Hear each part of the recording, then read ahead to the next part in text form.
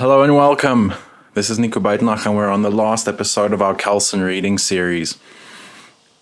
Today we'll be doing the final chapter, Chapter 8, on interpretation. And because it's kind of a short chapter, I thought that it would be a good time to also just do a kind of summary or final thoughts about Kelsen's A Pure Theory of Law.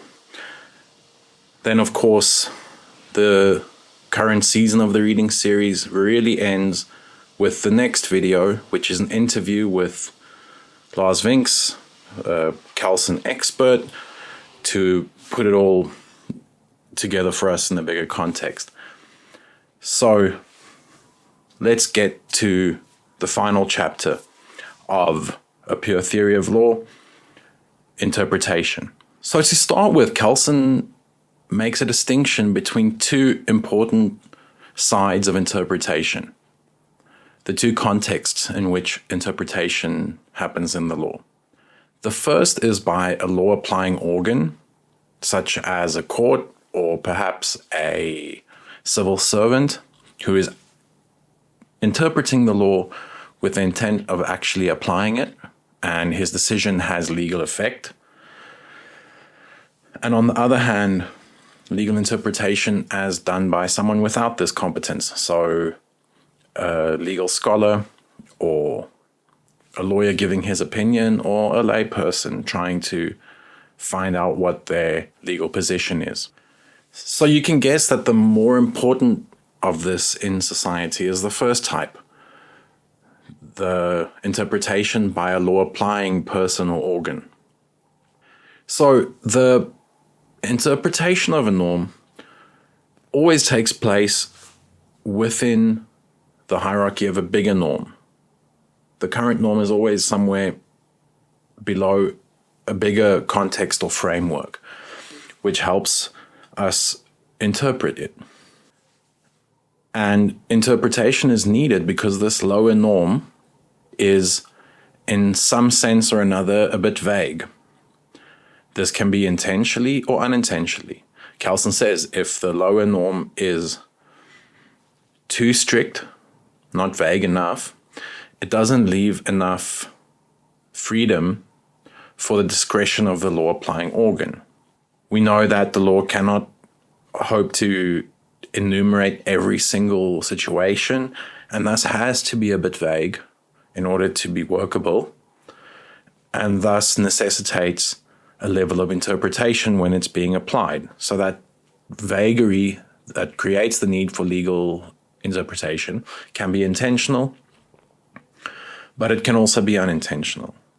So what the interpreter has to do in this case is, given the higher norm, Kelsen says, determine the frame in which the lower norm that is to be interpreted is moving inside of. So the frame that we choose determines the content that we give to the lower norm moving in here. So it's the frame that guides us. But then Kelsen becomes very clear. He says that there are many possible frames within which to interpret, and you have to choose one over others. And how you exercise this choice is an act of will. There is no necessarily correct frame. So what the pure theory can't do is it can't suggest or recommend the best frame within which to interpret. The interpreter has to choose that frame, because for a pure theory of law, all of these frames are equal. And the pure theory cannot decide on the correct frame, because choosing this frame, it's an act of will, meaning it's an extra legal consideration. It's a political decision, which frame you give preference to when interpreting a norm. So this frame can be a certain interest or certain values, whatever. You can hear from that that's already not a legal consideration. That's probably a political consideration. And thus, the pure theory cannot say what is a correct interpretation given a certain frame. it would be the same as to say that there's something like a correct statute. It doesn't matter, or you can't say that. It's only, the question is only, is it legal or not whether it's correct or incorrect by an extra legal measurement. So interpretation always has the element of cognition, legal cognition, that is involved in interpreting the specific norm, but the frame that it happens in is an act of will. And when this process is complete by an organ with the mandate to do so, law is created. So that's the first type. This differs from the second type. We said perhaps the legal academic or the layperson trying to interpret. The big difference is their interpretation does not create law. It's not enforceable. It's just an opinion. So what the legal expert can do, or the layperson, is only to show different possible interpretations of a norm. And after these different possibilities have been laid out, that's all the legal scientist can do. Choosing one as preferable over others, again, is a political decision. So the legal scientist, legal academic, can stay within his sphere as long as he's laying out the different interpretations on the table. But as soon as he expresses a preference, it's an extra legal opinion that he's giving.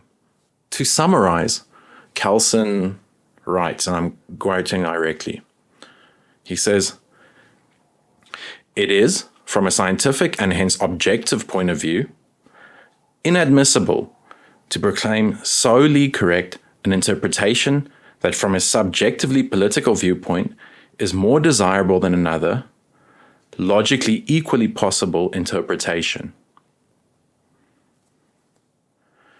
So we see that's it for Kelsen on interpretation. It's a very short chapter. Kelsen has also been criticized for taking such a hands-off approach on interpretation and not getting stuck into it, that he doesn't offer us much in the way of helping with interpretation.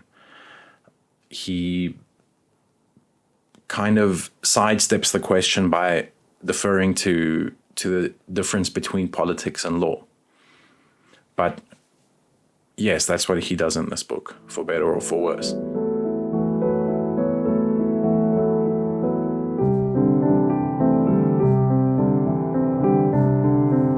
So that's it for the pure theory of law. We made it all the way through, and I think it's a good time to wrap up and take some of the more prescient thoughts that we had in the reading of this book.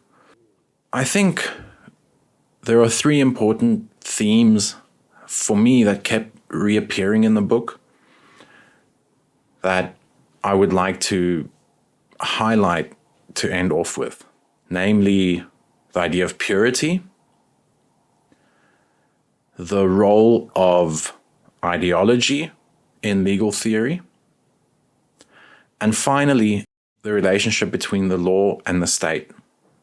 So let's start with the title of the book, the first theme, purity, and what this means for Kelsen. The term purity really cuts to almost every part of this book. And in understanding that, I think, is key. So I think what is important to always keep in mind when reading Kelsen in this book is that Kelsen is self-proclaimed a big Kantian. And it is from Kant that this idea of purity comes from, so powerfully for Kelsen. As we know, Kant was interested in pure reason. For Kant, purity means cognition without any outside influence, pure cognition. And this is the way that Kelsen wants to approach law. Also, in his critique of practical reason, Kant says that where he analyzes morals, Kant says that we cannot derive a moral law from the content of its prescriptions or of its norms. We can only divine these laws, these universal laws, from the form. And that is how Kant gets to the categorical imperative. It's a formal definition of morality, not a content-filled definition. In other words, Kant gives the test of the structure of a moral law. He doesn't give us the content of the moral laws. Now, of course, Kelsen tries to remove law and morals as much as possible, but it's a similar move. He defines law not by its content, but by its form. Remember, it's a valid order of norms backed up by coercion. What the content of the laws are is of secondary or of no importance to Kelsen. So this is how Kelsen approaches it. Law is fully in the phenomenal world, not the noumenal world. And he does this for good reason. He's trying to, if we remember the first chapters, he's trying to unburden his legal theory from at least two different approaches. The first is, of course, natural law theory. So he says natural law theory cannot give us form, it can only give us content, that's why we have to get away from that. On the other hand, he wants to get away from these kind of overly scientific, methodologically mixed approaches to law, found in realism or such, which he describes as a sociological or political methodology applied to law. And then that's fine, you can do that, but then it's not a legal theory. So legal theory has to fight on both sides between natural law and kind of sociological or political approaches. The pure theory is a purely legal approach. We also see Kant's influence in Kelsen through Kelsen's liberalism. We know he became increasingly interested in international law. The Pure Theory book has a chapter on international law, but after that book, after the German version, Kelsen already started writing more books on international law specifically. And in the Pure Theory, he talks of this kind of coming world state, perhaps. So, and we know that Kant was an important figure in the development of this cosmopolitan liberalism, this family of nations that Kelsen also subscribes to. So this Kantian purity thesis, I think, is one of the most vital contexts in which to read Kelsen, probably by his own admission in many parts. The second theme is that of ideology. And we saw that Kelsen often talks about ideology in different contexts in this book. And that one of the aims of the pure theory is to get rid of ideological thinking when we think about the law. For example, he says that property law and property relations is a product of ideology, capitalist ideology. He also says that separating the law and the state is a kind of an ideology that should get rid of, because the law and the state is the same thing. In the chapter on international law, he talks about the two ways to interpret or to understand international law and national law. And he also says these are open for ideological abuse. It's one possibility is that It can be used for empire or to justify empire. And even, as we saw now, in interpretation. Whichever frame you choose is a political or ideological choice. And thus, Kelsen doesn't want to say which frame. The lawyer has to steer clear from ideology, or the legal scientist. And finally, the last theme is that between the law and the state. So as we know, he says that we can't separate them from one another at all, that the state is only a legal construct and not more than that. In a sense, this ties in, or this is consistent with what he says about persons, about corporations.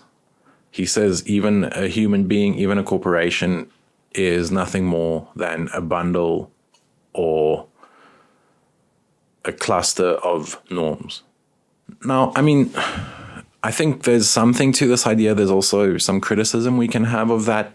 One would be, of course, and I think Kelsen also talks about this in the book, in the sense of when he says that the object under scrutiny depends on the person doing the observing. You know, the object changes depending on who's observing it. And of course, then, if we observe the state from the point of view of law or legal theory, then the state looks like law. It looks just like a bundle of norms. A human being looks like a bundle of norms. The way a lawyer and a doctor looks at a person fundamentally changes the definition of a person for each of them, right? Same with the state. And you know, Kelsen talks about why this ideology of how can the state be somehow above the law but also subject to the law. This, of course, is also a question of power. He criticizes the Rechtsstaat. For a state to present itself as a legal state is not a loss of its power to law. Practically speaking, it vastly increases the power of a state if it's able to legitimize itself through showing that it holds itself accountable to the people somehow. States are much more powerful because of that compared to earlier states, and if we think about the legitimacy. But yes, the state is this bundle of norms. It's something that Kelsen admits exists in the ideal world, not the real world. But nevertheless, those are my thoughts on the book. Of course, more, but we can keep discussing that. Thank you so much for sticking to the end with us. I really appreciate it. Next, we're going to read Heart, although I think I'm going to take a little break first before that and hopefully make better videos in terms of production quality. That's my hope. And please check out the interview with Lars Vinks coming after this video. And thank you very much. And I will see you again soon. Goodbye.